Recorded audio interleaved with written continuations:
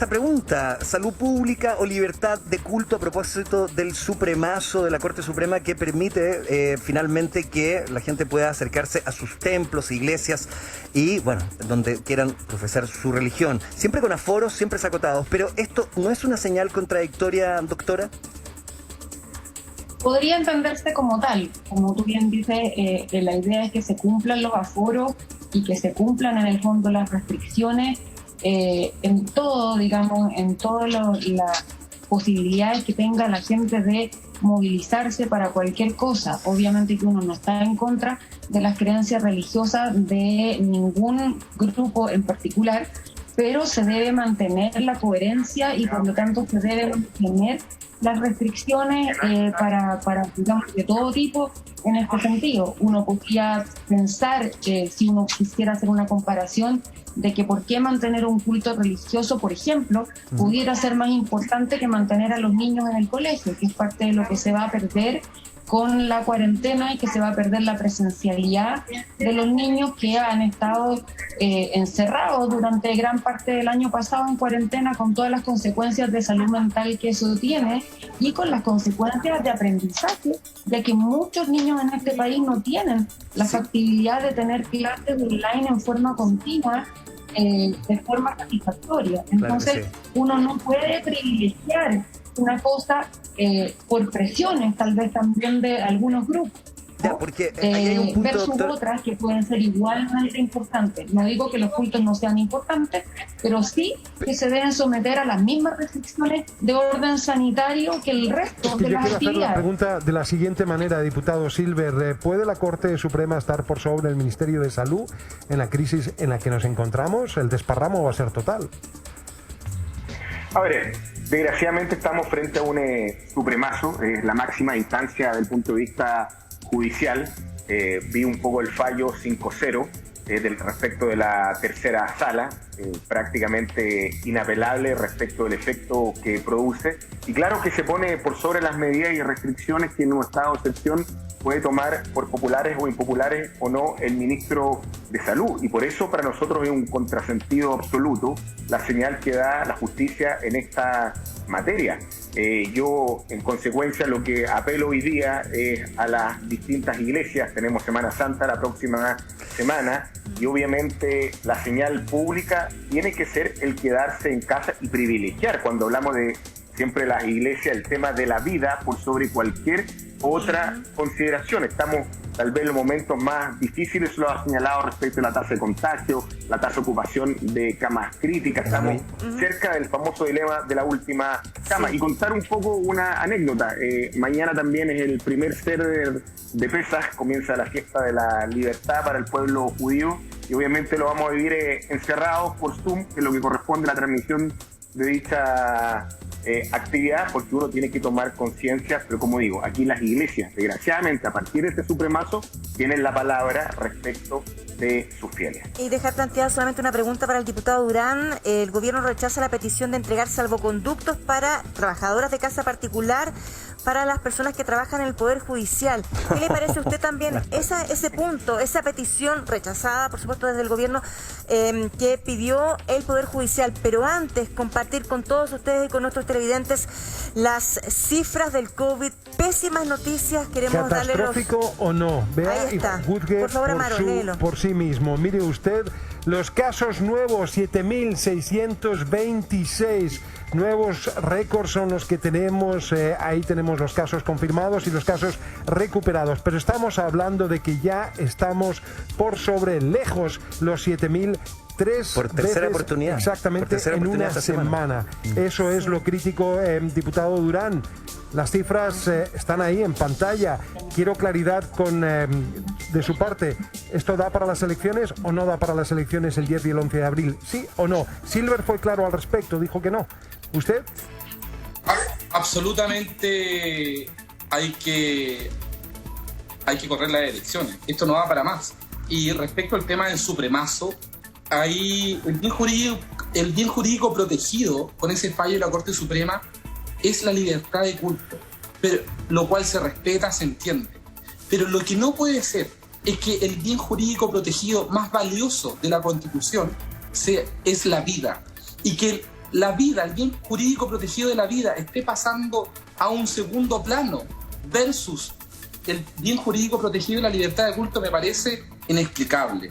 Acá no se trata de restringir la actividad religiosa o de culto de cualquier índole, sino que lo que tenemos que proteger es la vida de las personas. No estamos hablando de prohibir un culto por un tema de sesgo. Clarísimo. Estamos hablando que hay un estado de calamidad pública y me parece que es un grave error de la Corte Suprema. Espero que se pueda de alguna u otra manera enmendar los miembros de dicho tribunal, y es una pésima señal. Y respecto a la gran cantidad de aumento de cifras, es alarmante. Yo llamo nuevamente al gobierno, al Ministerio de Salud, a dar una señal clarísima de cuánto va a ser la primera etapa de cuarentena, que yo considero mínimo debería ser una semana. Y respecto al tema de las excepciones, también hago un llamado a analizar todas las posibles variantes, pero indudablemente no podemos someter a la población a acudir a las urnas en este estado de contagio tan explosivo, tan alarmante y tan peligroso. Gracias, diputado. Doctora, ¿cómo recoge usted estas cifras? Con tristeza, con preocupación, con frustración, porque desde hace por lo menos un par de meses ya que venimos diciendo que deben restringirse en el fondo los permisos de vacaciones, que deberían haberse optimizado, poniéndose algunos límites en términos de cuánto tiempo se podían autorizar o a qué lugares en el fondo podría haber aforos para haberlos autorizado de acuerdo al número de personas que ya se registraban en una determinada comuna o en una determinada región, porque era predecible que si teníamos tantas holguras íbamos a terminar de alguna manera en algo que es lo que estamos viendo hoy día. Esto no es una sorpresa y no nos debe pillar a ninguno de nosotros sorprendidos, pero sí hay una sensación de frustración importante, y desde ese punto de vista más vale tarde que nunca, pero hay que poner el hincapié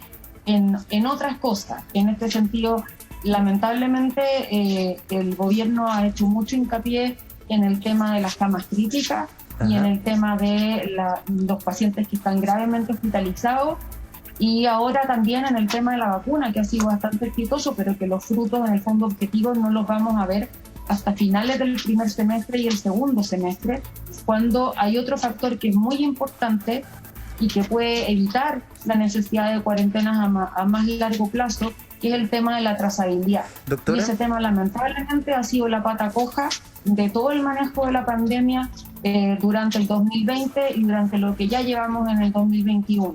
Si no mejoramos el nivel de la trazabilidad, y ahora, este año, si no mejoramos el nivel de testeo, de genotipificación de los casos positivos, no solamente de la gente que viene viajando y llegando al país, sino de los casos que salen positivos y que están hospitalizados, nos podemos ver en una pandemia muy larga y muy grave, con un aumento sostenido de los casos y que realmente sobrepase la capacidad del sistema de salud. Doctora, tener 7.626 casos, usted dice que principalmente es por la falta de trazabilidad. ¿Eso es lo que nos está costando tan caro hoy? Fundamentalmente sí, porque siempre se habla de que la positividad en este sentido, que la peor positividad se dio alrededor de un 11%, cuando el año pasado la positividad llegó a un 40%, pero la verdad es que hoy en día sigue siendo... ¿Por qué tenemos que llegar a una cuarentena total? Tenemos que llegar a una cuarentena total porque la detección de los contactos estrechos y por lo tanto el aislamiento de los mismos ha sido defectuoso, y eso ha dado origen a que cada enfermo y cada uno de sus contactos estrechos hayan podido seguir propagando el virus de manera de tener este crecimiento tan rápido y tan exponencial. Si nosotros fuéramos capaces de aislar a los pacientes y de aislar a los contactos estrechos, no tendríamos que llegar a aislar a toda la población durante un tiempo que todavía no tenemos muy claro cuánto va a tener que ser para lograr bajar lo suficientemente el número de casos para poder tener un mayor control de la situación. Y en esta circunstancia, además, se hace muy importante poder saber cuál es el porcentaje de las nuevas variantes del virus COVID-19 que tenemos en el país, porque al menos lo que sí sabemos es que todas estas variantes son mucho más transmisibles que la original y algunas de ellas lamentablemente también tienen mayor letalidad. A mí me parece que es tan triste la situación en la que estamos abocados, porque... Y vuelvo a la situación de la presidenta del Colegio Médico, que generó tanta controversia a propósito de las formas. Ella dijo algo ahí muy delicado. Dijo que el Colegio Médico en instancias normales, lo dio a entender, ¿no?, hubiese reaccionado con un paro. Pero el paro es un imposible desde el nivel ético del compromiso que han manifestado los profesionales de la salud, porque si los médicos hoy día manifestaran con vehemencia su oposición a las políticas institucionales del gobierno, habría simplemente más fallecidos. Este tipo de situaciones, y acá no quiero entrar en el juego que se ha señalado en algunas oportunidades de que hay buenos y malos. Aquí hay una conducta y un trabajo y una conversación en la cual estamos todos involucrados. Por lo mismo, diputado Silver, ¿qué le parece a usted este punto de quiebre en el que nos encontramos? Por un lado, el Colegio Médico dando señales hace mucho tiempo de que las medidas debiesen haber sido mucho más estrictas, y por otro lado, un gobierno que sigue intentando defender su trabajo desde las cosas positivas, que sin duda nadie las desconoce, la vacunación y el trabajo y la implementación que se han desarrollado en los sistemas sanitarios en el país. ¿Qué le pasa a usted con este, finalmente, punto de quiebre en el que nos encontramos? A ver, obviamente uno escuchaba las palabras de Ixchia Siches y más allá de sus declaraciones o algunos juicios respecto a las autoridades, era una suerte de relato salvaje, y lo quiero decir de esta manera, en el cual ella confrontaba esta tensión entre lo económico y la salud, cuando a nuestro juicio con buena salud justamente apalancamos nuestra economía y salimos lo antes posible de esta crisis desde el punto de vista sanitario. Obviamente nadie quiere ser general después de la guerra. Creo que no es hora de solicitud de renuncia. Desde la oposición hemos comprendido de alguna manera el tono con el cual debemos enfrentar obviamente esta crisis sanitaria, por eso que ahora vamos a aprobar una serie de bonos y el paquete de rescate económico completo, pero si uno hace luego una suerte de trazabilidad política de cómo partió la crisis ahora, recordemos que partimos aprobando, y siempre señalamos que era miserable y no daba cuenta de la profundidad de la crisis, bonos de 65.000 pesos. Aún recuerdo al ministro Briones y así que un poco celebrando justamente esta situación, sabiendo que era un imposible. Para sumar al diputado Durán, hace unos días atrás el ministro París dijo que las elecciones se mantienen a menos que haya una real catástrofe. ¿Son estos números una real catástrofe lo que está pasando con el sistema de salud? Pero también sumar que hay algunos que dicen que correr las elecciones, asumir esta real catástrofe significa hacer un aporte mucho más importante a nivel de dinero, o asumir que viene el tercer retiro sí o sí. ¿Qué dice usted, diputado Durán?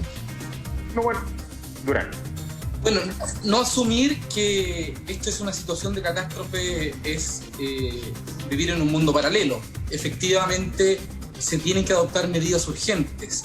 Yo soy impulsor de uno de los proyectos del tercer retiro, lo ingresé hace una semana y media justamente porque entiendo que la ciudadanía necesita una alternativa viable para poder quedarse en casa. Los anuncios del gobierno se valoran, se agradecen, pero justamente dejan fuera un gran porcentaje de la población, a la clase media endeudada, a la clase media que no tiene cómo justificar su nivel de endeudamiento y que aparece en el registro social de hogares como si fuera rico, pero realmente no dimensionan que aparece una casa, un vehículo tal vez a nombre de ellos, pero lo deben entero y deben mucho más del doble de lo que costaba ese vehículo en la práctica. Es por eso que es necesario que el gobierno inyecte más recursos a la ciudadanía para que la ciudadanía pueda hacer una cuarentena normal, segura, en su casa. Diputados, tenemos que dar señales. Yo solamente quiero recordarles de que el ministro de Salud ha señalado que finalmente la responsabilidad de postergar las elecciones recae en ustedes, en el Congreso. Es lo que señaló el ministro. Será interesante saber cuándo finalmente se van a pronunciar. Y nosotros queremos agradecerles gentilmente esta presencia en nuestro programa al diputado Gabriel Silver de la Democracia Cristiana, a Jorge Durán, diputado también de Renovación Nacional, y como no también a la doctora Cecilia Lengua. Muchísimas gracias. Esperamos que tengan todos ustedes un tranquilo y sano fin de semana. Vamos a